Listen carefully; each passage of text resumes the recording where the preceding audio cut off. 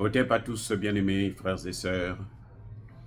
L'Agence internationale pour l'énergie atomique vient de faire une révélation fracassante qui nous pousse à demander aux différents belligérants, aux va-t-en-guerre de la communauté internationale, ou plutôt de la communauté européenne et otanienne, de faire attention avec ce qui est en train de se passer au Moyen-Orient, de tout faire pour calmer le jeu, d'éviter l'escalade.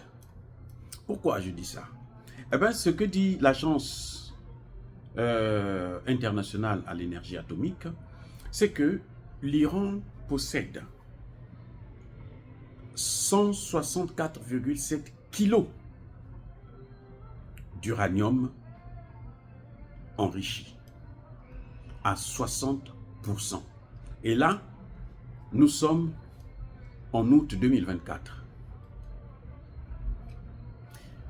Pour que l'uranium enrichi puisse donner la bombe atomique, il faut que ça soit enrichi à hauteur de 90%. Et cette agence nous dit que, en réalité, l'Iran a aujourd'hui, au moment où nous sommes en train de parler, la capacité de fabriquer 3 bombes. En d'autres termes, l'Iran possède au moins 3 têtes nucléaires. À Hiroshima, les États-Unis ont utilisé une tête. À Nagasaki, les États-Unis ont utilisé une tête. Et nous savons les dégâts que ça a dû occasionner. Donc, pousser l'Iran et Israël à s'affronter, c'est une grave erreur de la communauté otanienne.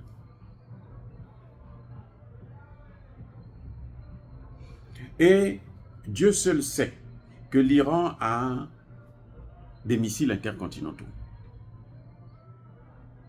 L'Iran n'a pas besoin de venir en France ou aux États-Unis pour attaquer. Non, ils peuvent envoyer des missiles depuis là-bas.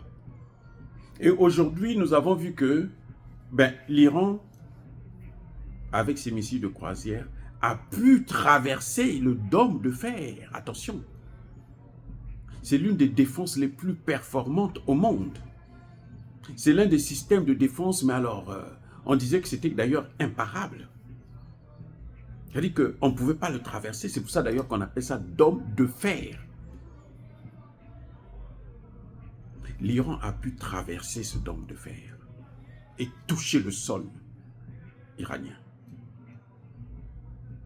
Quant aux Américains, leur dernier cri dans le domaine des systèmes de défense, c'est les missiles patriotes. On ne vous dit jamais ça, mais les missiles patriotes ont montré leur point faible. Puisque la Russie bombarde tout le temps l'Ukraine. Il y a des missiles patriotes. La Russie détruit même les missiles patriotes. Alors, vous voyez, qu'est-ce que... Donc, il n'y a pas un système de défense qui est, mais alors, performant à 100%, qui est imbattable, incontournable, qu'on ne peut pas traverser, qu'on ne peut pas dépasser. Il n'y en a pas. Donc, s'il y a une guerre au Moyen-Orient, ça n'arrangera ni Israël, ni les États-Unis, ni la France, ni l'Iran. Alors pourquoi ne pas opter pour la voie de la paix, pacifier la région? C'était d'abord Gaza, maintenant Gaza c'est fini, on va au Liban. Après le Liban, on sait que c'est l'Iran qui est visé. À quoi ça sert d'aller vers quelque chose que tout le monde a condamné il y a 80 ans ou plus? Vous voyez? Donc, c'est un problème pour les Africains.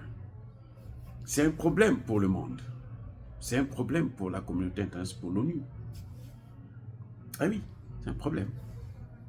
Il faut que chacun puisse prendre ses responsabilités pour éviter au monde une autre catastrophe humanitaire inutile. On peut faire l'économie d'une troisième guerre mondiale, qui probablement sera une guerre nucléaire. On peut faire cette économie. On peut épargner le monde de cette souffrance. Bon, peut-être parce qu'il y a des gens qui pensent qu'il faut réduire la population mondiale, mais est-ce qu'eux-mêmes ils seront là pour jouir de cette catastrophe qu'ils auront provoquée? Je ne pense pas toujours. C'est pas si sûr. Ah oui, c'est pas si sûr. Parce que Dieu n'a pas encore dit son dernier mot.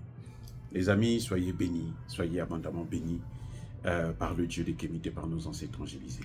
Mais que tous ceux qui persécutent le continent africain, le pillent et le déstabilisent, qu'ils soient noirs, blancs, chinois, arabes, juifs, indiens ou qui qu'ils soient punis, maudits, foudroyés, neutralisés, écrasés, effacés par le Dieu des Kémites et par nos ancêtres évangélisés.